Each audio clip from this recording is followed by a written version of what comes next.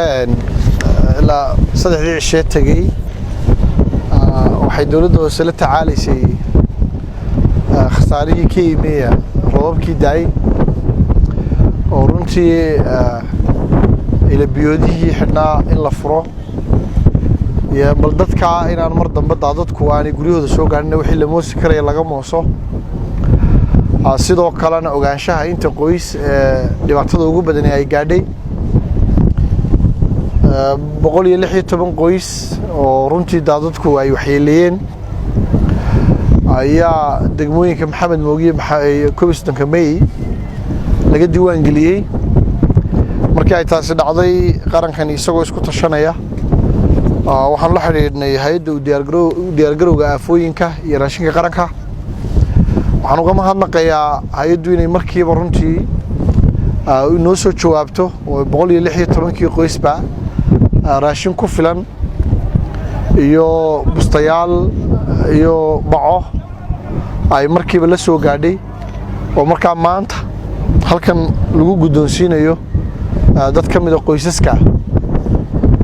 hay'adda aad iyo aad baan ugu mahadnaqayaa maariyaheeda guudna aad iyo si gaar ah baan ugu mahadnaqayaa sida uu xilka isaga saaray mas'uuliyadda leh isla markii aanu warbixinta siinayba uu noogu yimi noola eegay dabeetana markaa maanta kulankayga shalay buu dhacay maantana markaa 116 qoys wixii loo heli karay la soo gaarsiiyay ilaahay waxaan ka barayaa qoysaska ay dhibaatadu gaadhay intan maanta loo keenay waa intii qarankooda u helayay insha Allah ta'ala waxaan ilaahay ka barayaa in ilaahayna subhanahu wa ta'ala ka saacido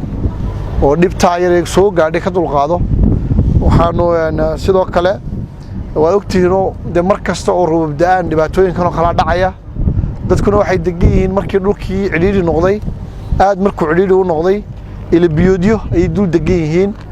hada il kasta oo magaalada Hargeysa dhex mareysay dad baa dul degan dadkana dan baa dul dejisay oo dhul dhow oo magaalada ku dhex yaal oo ay degaan baan jirin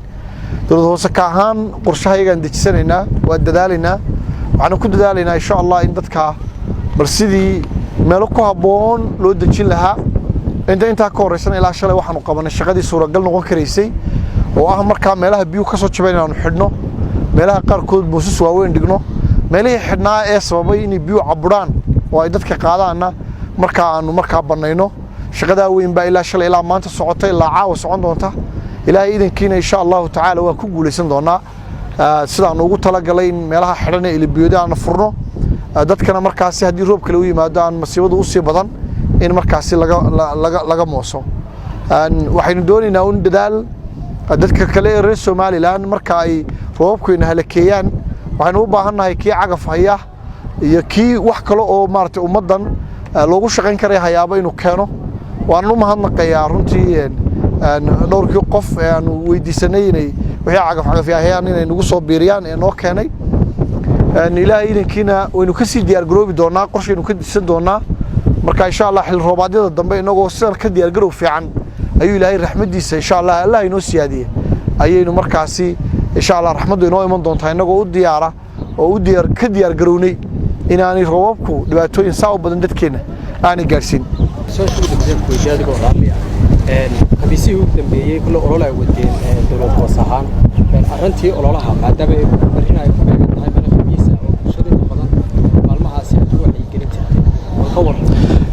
sida caadiga ah horta maalinta ololaha guud ee nadaafadda ama nadiifinta magaalada Hargeysa